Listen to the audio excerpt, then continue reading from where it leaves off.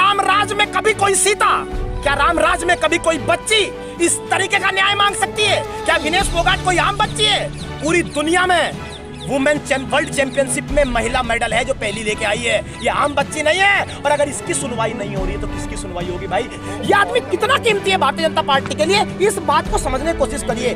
लाख मोदी आ जाए लेकिन इसको संरक्षण भारतीय जनता पार्टी का मिलता रहा है। मैं आपको बताता हूँ, आगे आप बढ़िए। इस आदमी के बाद ये खुद कह रहा है कि पंडित सिंह के भाई रविंदर सिंह मेरे साथ एक सभा में थे और उस सभा के अंदर एक गोली चली और मैंने तुरंत राइफल उठाई, सामने वाले को मार दी। एक मर्डर मैंने कर दिया। इसका वर्ड कोट करता हूँ, पत्रकार को इसने कहा हाँ मैंने आदमी मार दिया तो मार दिया, दुनिया कुछ भी कर। जैसे अब कह रहे हैं जो बैठा है धरने पे, मैं तो मजे में हूँ। किस आदमी पे दाऊद इब्राहिम के साथ मिले होने के आरोप थे, टाटा एक्ट लगा था और ये आदमी जेल में था।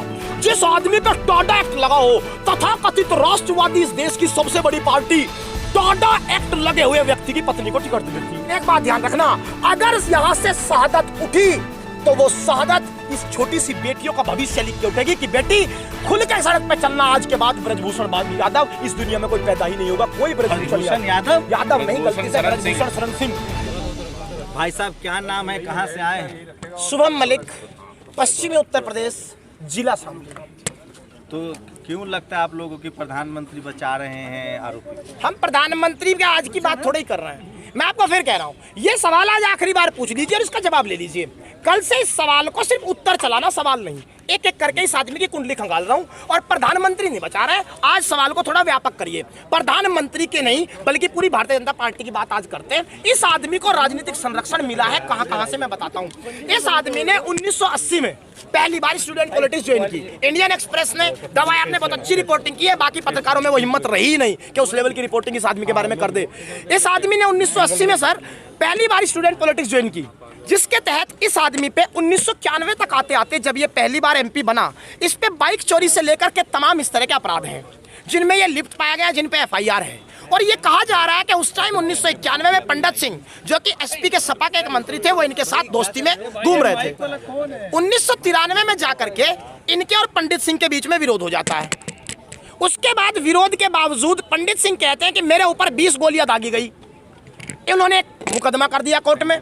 कोर्ट में मुकदमा होने के बाद 29 साल वो इस देश में केस चला। कब फाइल हुआ था? 1993 में। याद रखना, इस आदमी पे पहली एफआईआर 307 के केस में, 307 में इस पे एफआईआर सुन लीजिए, IPC 307, IPC 147, IPC 148 and IPC 149। ये 1993 पे लग गई, 5 आईपीसी इस आदमी पे। उसके बाद 307 के बाद जब ये मुकदमा 29 साल चला, 2021 में कोरोना की वजह से पंडित सिंह की डेथ हो गई। और कोर्ट ने अपने जजमेंट में लिखा है कि इस केस में कोई बढ़िया इन्वेस्टिगेशन नहीं हुई और कोर्ट को अफसोस है कि इस देश में वो पुलिस ने हथियार भी कम से कम सामने नहीं रखा जिससे वो 20 गोलियां दागी गई थी। मतलब वो इन्वेस्टिगेशन दब गई। उसके बाद ये भाई साहब, तो कोई मोदी जी नहीं थे ना, तब भारतीय जनता पार्टी थे, तब भारतीय जनता पार्टी। मैं आपको एक बात समझाना चाह रहा हूं, आप मेरा सवाल समझ लीजिए। ये आदमी कितना कीमती है भारतीय जनता पार्टी के लिए, इस बात को समझने की कोशिश करिए। लाख मोदी आ जाए लेकिन इसको संरक्षण भारतीय जनता पार्टी का मिलता रहा है। मैं आपको बताता हूं, आगे आप बढ़िए। इस आदमी के बाद ये खुद कह रहा है कि पंडित सिंह के भाई रविंदर सिंह मेरे साथ एक सभा में थे और उस सभा के अंदर एक गोली चली और मैंने तुरंत राइफल उठाई, सामने वाले को मार दी।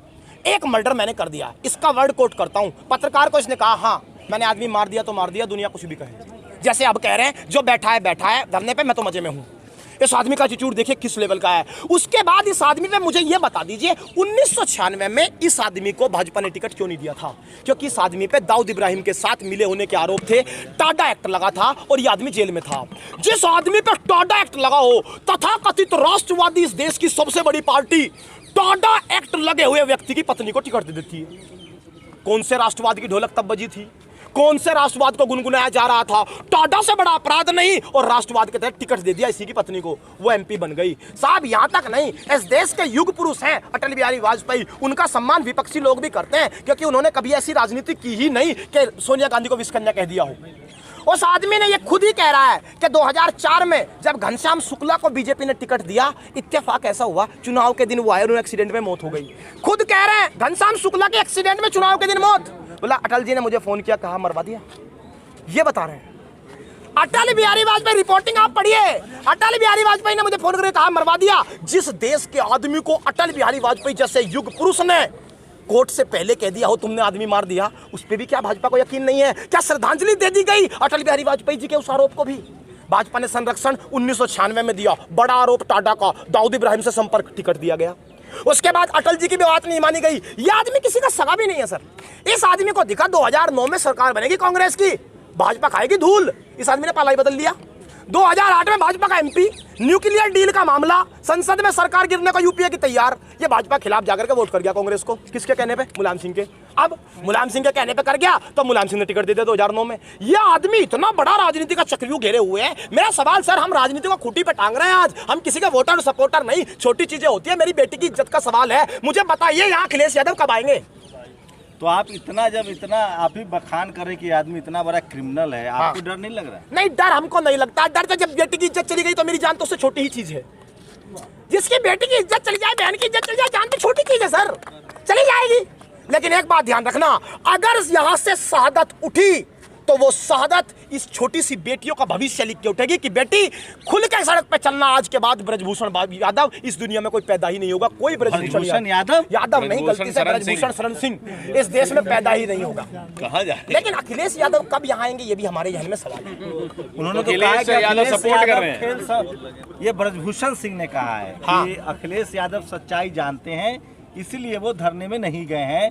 8000 यादव पहलवान उनके साथ है। तो भाई एक काम करें, अखिलेश यादव भी एक तख्ती आज शाम को ही जारी कर दे कि मैं शक्ति जानता हूं, मैं सच्चाई जानता हूं। तथाकथित युग पुरुष ब्रजभूषण शरण सिंह इस देश के सबसे होनहार व्यक्ति है। ये अखिलेश यादव ने नहीं कहा, ब्रजभूषण सिंह नहीं। अगर देखो, अखिलेश यादव को कल ही इस आरोप को खत्म करने के लिए तुरंत यहाँ पहुंचना चाहिए। बेटियों का मामला है। आपको क्यों लगता है कि सरकार या बीजेपी आरोपी है? सुप्रीम कोर्ट की गाइडलाइंस आई है, एफआईआर हुआ है, पुलिस काम कर रही है, आप लोग को क्यों लगता है कि सरकार इसको बचा रही है हवे में? देखिए सर, हम फैक्ट पे बात करते हैं, धारणा पे नहीं। आइए फैक्ट पे बात करते हैं। क्या इस देश में 2013 की रूलिंग सुप्रीम कोर्ट की नहीं है कि इस तरह का कॉग्निजेबल ऑफेंस जो भी होगा उस कॉग्निजेबल ऑफेंस में इमीडिएट एफआईआर होगी? बताओ ये रूलिंग है कि नहीं? रूलिंग है। इस तरह का कॉग्निजेबल ऑफेंस, जनवरी में ये बच्ची आई, आरोप लगा, क्या इमीडिएट एफआईआर होनी थी? नहीं हुई। एक बात ध्यान से समझ लीजिए, उस बार ये खिलाड़ी पुलिस में नहीं गए थे, उन्होंने कहा था कि हम कमेटी में जाएंगे। कमेटी ने एफआईआर कराई। इस देश में स्पोर्ट्स मिनिस्टर कह रहे हैं मैंने 12 घंटे खिलाड़ियों से बात करी, 2 मिनट को 12 घंटे बता रहे प्रधान खिलाड़ी मिनिस्टर, स्पोर्ट्स मिनिस्टर, मुझे बता दे वो 12 घंटे बाद। सवाल है मोदी जी क्यों बचाएंगे इस तरह के आरोप? हम बता रहे क्यों बचाएंगे, मेरी बात सुनिए। ये आदमी अयोध्या से लेके श्रावस्ती तक 50 एजुकेशनल इंस्टीट्यूट चलाता है, जिसके अंदर छात्रों की बड़ी संख्या, उन्हें भ्रमित करके रखता है और यही कहता है कि भाजपा को मेरी जरूरत है, मुझे भाजपा की नहीं। मतलब उसकी अमीरी, आपको किसी की अमीरी से क्या दिक्कत है? अमीरी से दिक्कत नहीं है, दिक्कत है आदमी की हरकत से। जिस छोटी बच्ची ने, वो 6 छोटियां बच्ची हैं सर, उन्होंने इस पे आरोप लगाया। मुझे बताइए, वो गरीब बच्चियां हैं, उन्होंने अखाड़े की मिट्टी को अपना धर्म चुना है। घर में खाने को रोटी नहीं थी लेकिन फिर भी मिट्टी से प्रेम किया। उन बच्चियों का भविष्य सुरक्षित रहेगा इसके बाहर रहते हुए, इसकी जिम्मेदारी आप दे पाएंगे मुझे? तो आप क्या चाहते हैं कि योगी जी वाला राज चले, बुलडोजर चल जाए या इनकाउंटर हो जाए? देखिए एक बात समझिए, बुलडोजर एनकाउंटर की बात हम नहीं कर पा रहे। इस देश में बुलडोजर एनकाउंटर का आधार प्रधानमंत्री ने बहुत पहले बता दिया, हम कपड़े देख के आदमी को पहचानते हैं। शायद वही बुलडोजर का आधार मतलब तो प्रधानमंत्री ही बता पाएंगे। उन्होंने कहा कि मैं कपड़े देख के आदमी पहचानता हूँ। कौन सी थ्योरी है? डार्विन की थ्योरी तो हटाई जा रही है एनसीईआरटी से। कोई नई थ्योरी देश के प्रधानमंत्री गढ़ रहे हैं कि मैं कपड़े देख के आदमी पहचानता हूँ। इसका मतलब आप राम राज है योगी जी का, वहाँ गुंडों के लिए जगह नहीं है। क्या राम राज में कभी कोई सीता, क्या राम राज में कभी कोई बच्ची इस तरीके का न्याय मांग सकती है? क्या विनेश फोगाट कोई आम बच्ची है?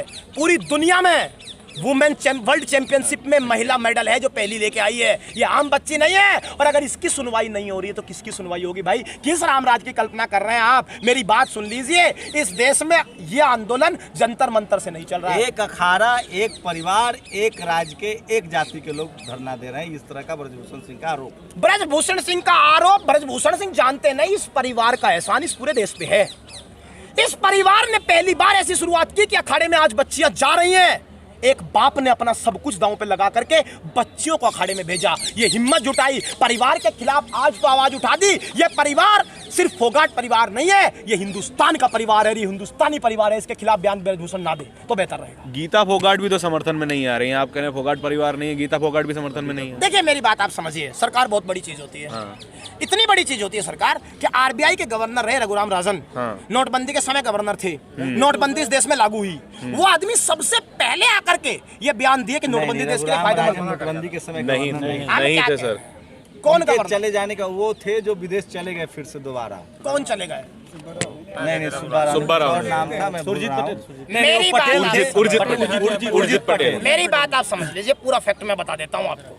रघुराम राजन के गवर्नर रहते हुए पहली बार सरकार ने ये परामर्श आरबीआई से मांगा था। हाँ, ये कहिए कि सजेशन था और सजेशन मांगा था कि भाई ये ऐसा हो सकता है कि नहीं।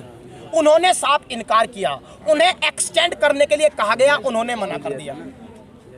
बात समझ में आई? और वो इस बात को अपनी किताब में कोट कर रहे हैं। किसका मतलब ये है कि सरकार जो भी व्यक्ति पद पर बैठा है उस पर प्रेशर बना करके अपने समर्थन में बयान दिलवाती है। जो भी व्यक्ति पद पर बैठा है वो बहन को भूल जाएगा, भाई को भूल जाएगा। मुझे बता दीजिए, पीटी उषा जी का मैं सम्मान करता हूँ, वो इस देश की पहचान है, दिलों में बसती है। लेकिन मुझे बता दीजिए, कुछ दिन पहले क्या पीटी उषा जी नहीं रो रही थी अपने बेटे को? क्या अगर सरकार का इतना इन्फ्लुएंस होता, नहीं चाहती तो एफआईआर ही दर्ज नहीं होता। सुप्रीम कोर्ट के खिलाफ सरकार कह देगी कि नहीं मानते तुम क्या हो, तो कंटेम्प्ट ऑफ कोर्ट होगा। 100 करोड़ लोगों ने मन तो की बात कंटेम्प्ट सुनी ऑफ कोर्ट होगा। सुनिए, हाँ जी 100 करोड़ लोगों ने मन की बात सुनी, 130 करोड़ जी। तो इतना बड़ा समर्थन मायने रखता है। सर, इलाके में जब सर्कस लगता है ना तो रोड किनारे भी भीड़ हो जाती है। बात समझ पा रहे हैं आप? बीजेपी सर्कस लगा रही है। मैं क्या कह रहा हूँ, रोड किनारे में भीड़ हो जाती है। इस देश में 100 करोड़ लोगों ने इसलिए मन की बात सुनी क्योंकि वो सुनना चाह रहे थे कि क्या कहीं इस बेटियों का जिक्र आएगा, और मन की बात सुनने के बाद मायूस होकर लौट गए। अरे बधाई दी है तमाम फिल्म स्टार ने, क्रिकेटर ने। आप एक बात आप समझ लीजिए, इस देश में बधाई का भी भाड़े पे बधाई दी जाती है। कैसे? जब किसान आंदोलन चल रहे थे, नए नए किसान संगठन खड़े किए गए, बोला ये है असली किसान तो, क्योंकि ये इन बिलों का समर्थन करते हैं। सरकार की एक पॉलिसी है, खाप को लड़ाओ खाप से, जाट को लगाओ पंजाबी हिंदू से, सरदार से। सरकार लड़ाई के जरिए इस तरह का संरक्षण चाहती है। एक बात जान लीजिए, ये बेटियां हरियाणा की हैं और ये बेटियां हरियाणा की होते हुए छाती अड़ाने यूपी, राजस्थान और मध्य प्रदेश आएगा और हरियाणा का इस बार सम्मान ओढ़ने का